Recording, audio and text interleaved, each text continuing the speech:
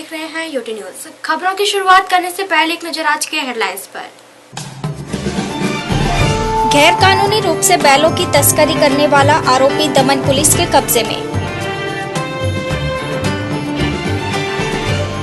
उमरगांव तालुका पंचायत में कार्यकारिणी समिति की आयोजित हुई बैठक। सिलवासा में नेशनल डिजास्टर मैनेजमेंट अथॉरिटी के प्रशिक्षण कार्यक्रम का हुआ आयोजन। और सिलवासा क्रिकेट लीग का मोहन डेलकर के हाथों हुआ भव्य शुभारंभ।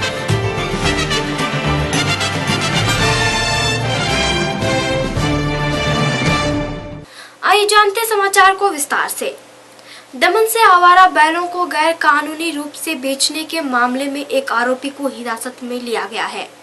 संघ प्रदेश दमन में आवारा बैलों की गैर कानूनी तौर पर बिक्री किए जाने की घटना प्रकाश में आई है। इसी क्रम में सोमवार को भी एक व्यक्ति बैलों को बेचने के इरादे से दमन आ रहा था, जिसकी सूचना दमन गौरक्षा मंच द्वारा कोस्टल पुलिस को दी गई थी, जहां इसी सूचना के आधार पर सोमवार रात करीब 10 बजे के बाद मोटी दमन स्थित ढोलर 4 रास्ते पर वॉच रखा गया था। इस दौरान वलसाड़ से आ रही गुजरात पार्सिंग की महिंद्रा पिकअप वैन को रोककर तलाशी ली गई, जिसमें से 3 बैल पाए गए, जिसे दमन में बेचने के हेतु से लाया गया था।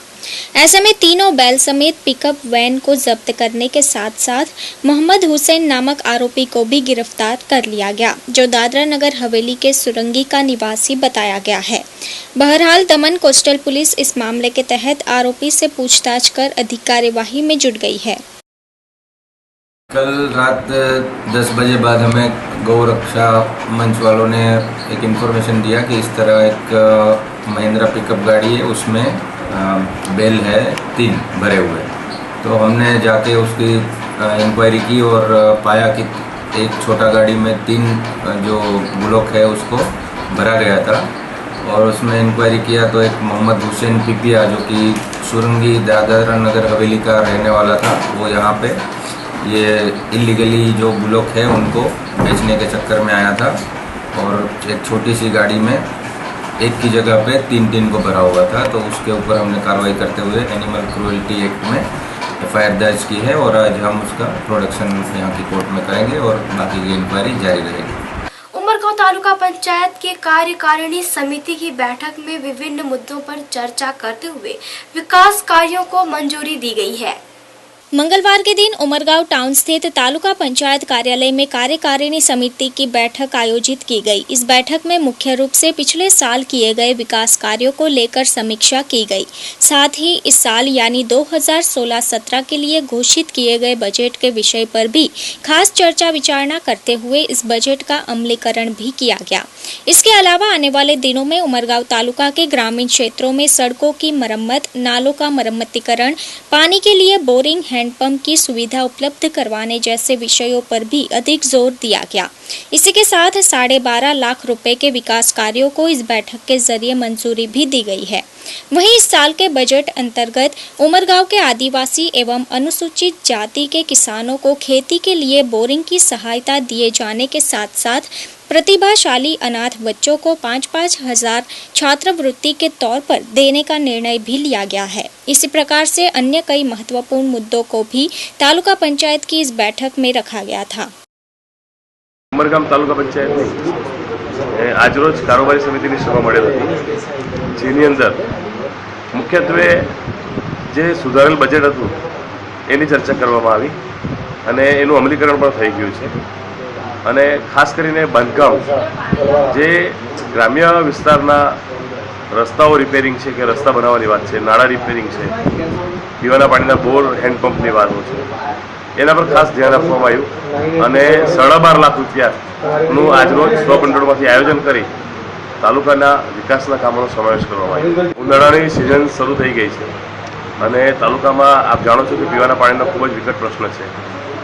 પાણી પુરવઠા યોજના નિષ્ફળ ગઈ છે, ત્યારે પીવાના પાણીની લોકોને તકલીફ ન પડે એના માટે પીવાના પાણીના બોર હેન્ડપંપને અગ્રિમતા આપવામાં આવી છે અને જ્યાં જરૂર હશે ત્યાં રસ્તાના પણ કામોનો સમાવેશ અમે કરીએ છીએ।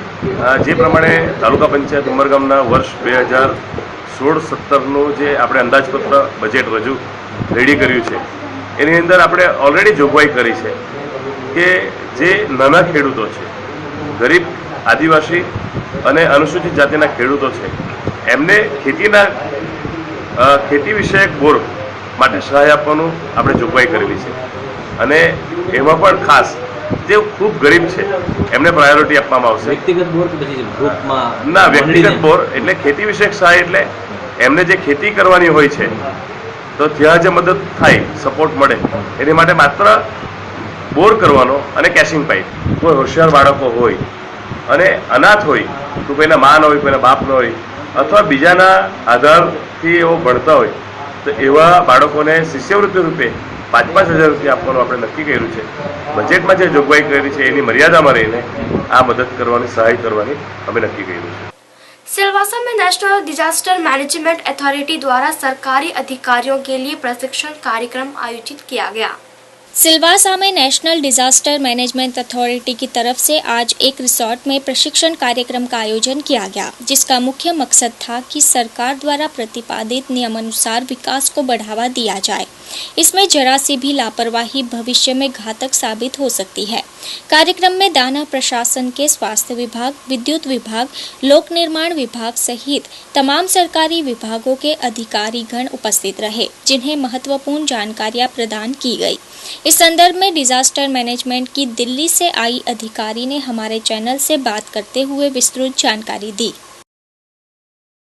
Nagar Haveli Union Territory is preparing their disaster management plan, and they wanted that all the departments should have their own disaster management plan as per the National Disaster Management Act 2005. So they have prepared a template how the department will prepare their own disaster management plan, because disaster is not a individual department's activities, it is everybody's activities, and it should be a holistic approach for the union territory to have a disaster management plan.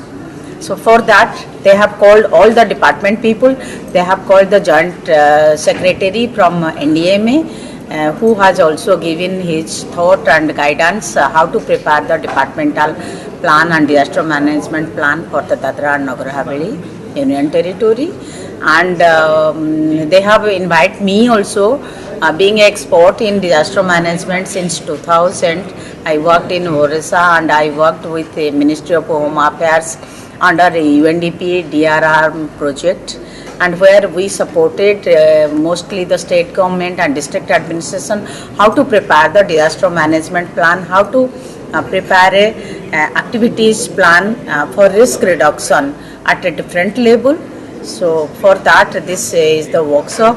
This is a basically sensitization workshop for all department heads and department staffs on disaster risk reduction, disaster risk management activities.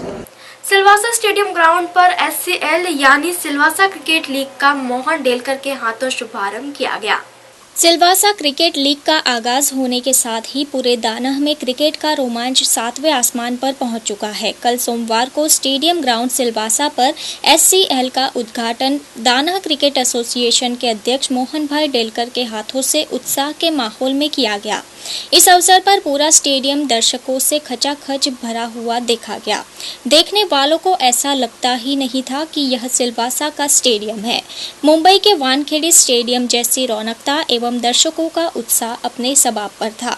शाम 6 बजे डेलकर ने सभी 10 टीमों के खिलाड़ियों एवं उनके honour से परिचय करने के उपरांत चमचमाती ट्रॉफी का अनावरण किया.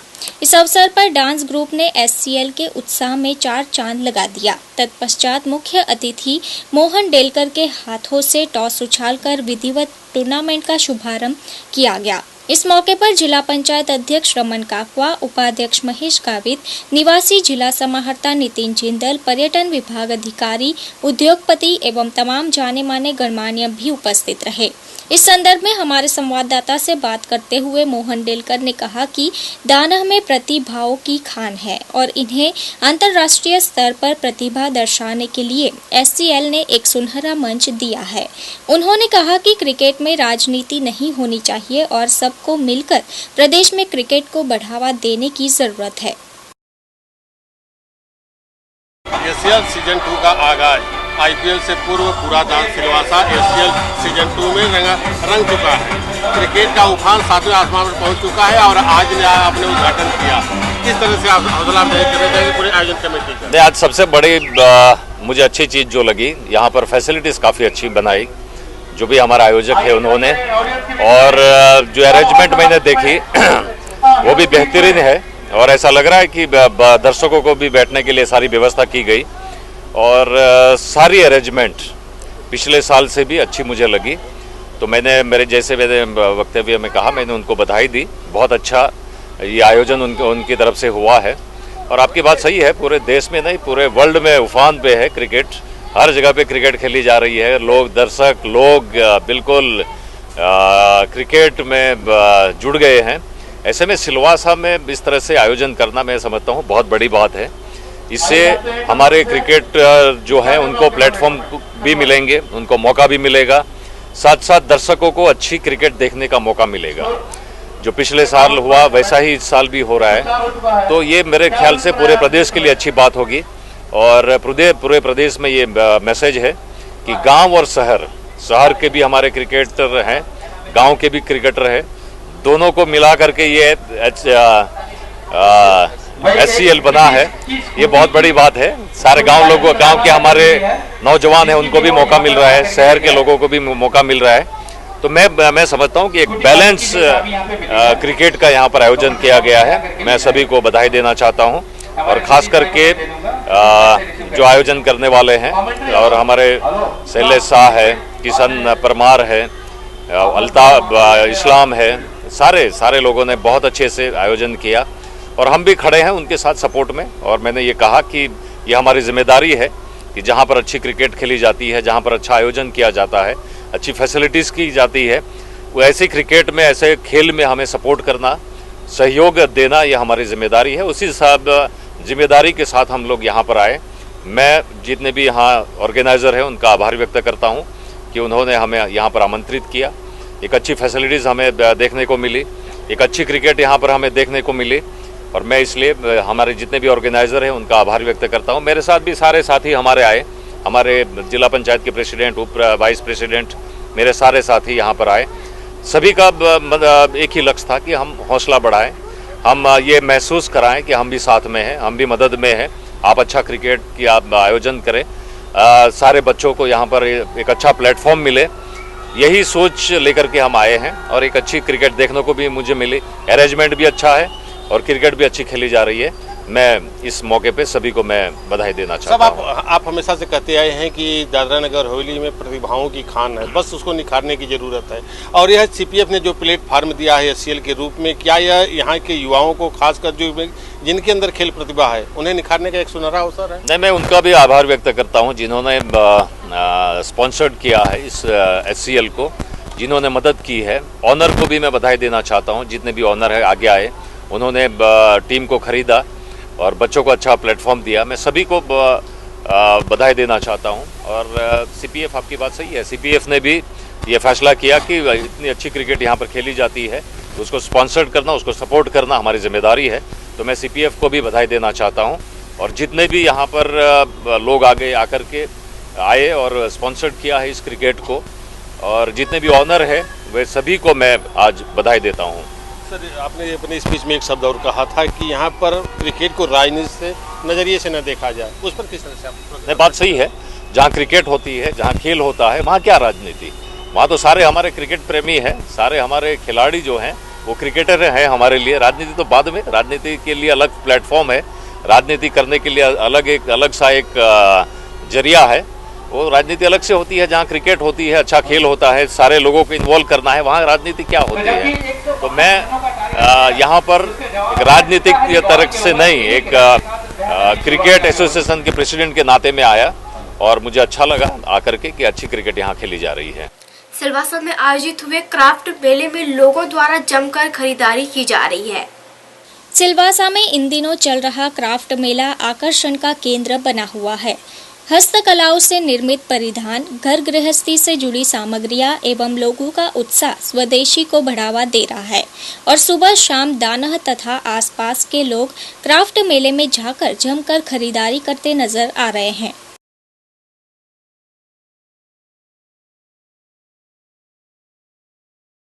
वापी के साईं बाबा मंदिर परिसर में आयोजित 7 दिवसीय रामकथा का भव्य समापन किया गया।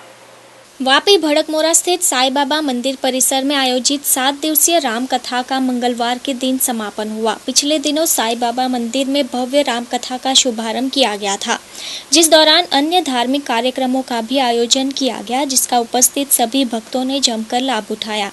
देव बापू द्वारा आयोजित साप्ताहिक राम कथा का मंगलवार के दिन भव्य समापन किया गया, जिसमें मुख्य तौर पर साईं बाबा की प्रतिमा की पालकी यात्रा निकाली गई।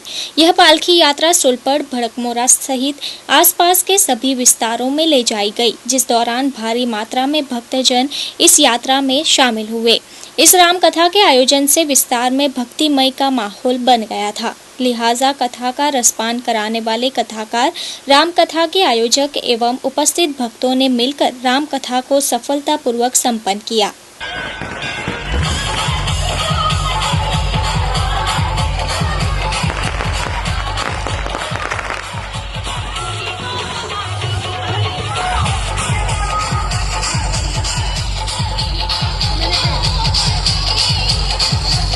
પાઠોત્સવ આજરોજ રાખવામાં આવેલું છે।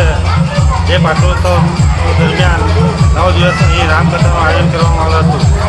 આજે પાઠોત્સવ નિમિત્તે અહીં ધ્વજરોપણ તથા મહાપ્રસાદ તેમજ પાલકી યાત્રાનું આયોજન કરવામાં આવ્યું હતું। દરેક સાહેબ ભક્તો મોટી સંખ્યામાં લાભ લઈ રહ્યા છે અને શ્રદ્ધાપૂર્વક સાંઈબાબાનો આજે પાઠોત્સવ ઉજવવામાં આવી રહ્યો છે। પાલકી યાત્રા અહીંયા સાંઈબાબા મંદિર થઈ ભોળકપરા પરમદેવ મંદિર થઈ મોટી સુલપટ થઈ પરત સાંઈબાબા મંदिर આવશે। आइए अब ब्यूटी न्यूज इंडिया में देश विदेश की अन्य खबरों पर डालते हैं एक नजर।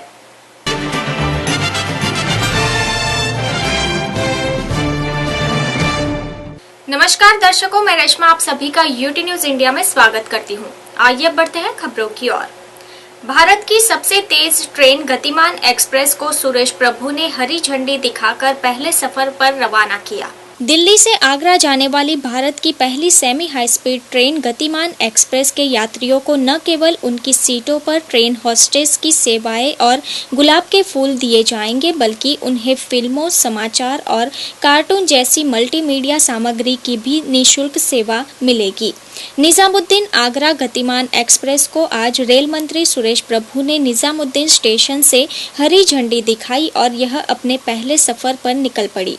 यह ट्रेन 160 किलोमीटर प्रति घंटे की रफ्तार से दौड़ेगी और 100 मिनट में 200 किलोमीटर की दूरी तय करेगी।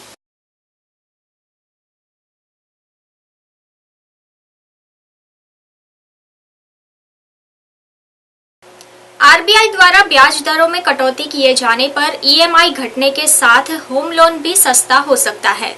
बाजार की उम्मीदों के मुताबिक आज रिजर्व बैंक ऑफ इंडिया यानी आरबीआई के गवर्नर रघुराम राजन ने मौद्रिक नीति की समीक्षा पेश करते हुए ब्याज दरों में कटौती का ऐलान कर दिया।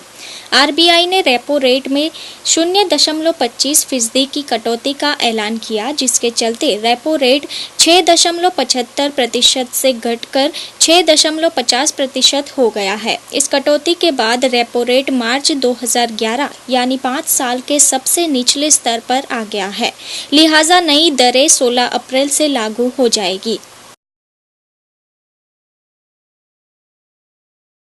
पूर्वी टेनेसी के नजारे दिखाने वाला पर्यटक हेलीकॉप्टर दुर्घटनाग्रस्त होने से 5 लोगों की मौत हो गई। पर्यटकों को पूर्वी टेनेसी के खूबसूरत नज़ारे दिखाने वाला एक helicopter great smoky mountains national park के पास दुर्घटनाग्रस्त हो गया, जिसके कारण 5 लोगों की मौत हो गई। संघीय उड्डयन प्रशासन की प्रवक्ता कैथलीन बर्जन ने कहा कि बेल 206 पर्यटक हेलीकॉप्टर स्थानीय समय अनुसार दोपहर 3:30 बजे सेवियरविल के पास दुर्घटनाग्रस्त हुआ। इस घटना के चलते हेलीकॉप्टर आग से पूरी तरह नष्ट हो गया, जिससे पूरे इलाके में धुआं फैल गया था।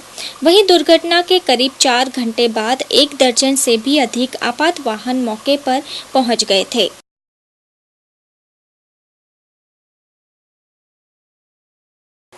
फिलहाल यूटी न्यूज इंडिया के इस बुलेटिन में इतना ही। तब तक के लिए नमस्कार।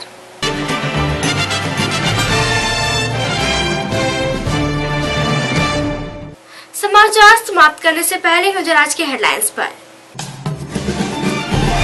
गैर कानूनी रूप से बैलों की तस्करी करने वाला आरोपी दमन पुलिस के कब्जे में।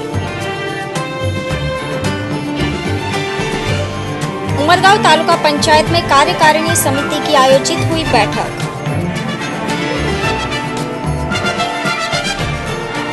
सिलवासा में नेशनल डिजास्टर मैनेजमेंट अथॉरिटी के प्रशिक्षण कार्यक्रम का हुआ आयोजन। और सिलवासा क्रिकेट लीग का मोहन डेलकर के हाथों हुआ भव्य शुभारंभ।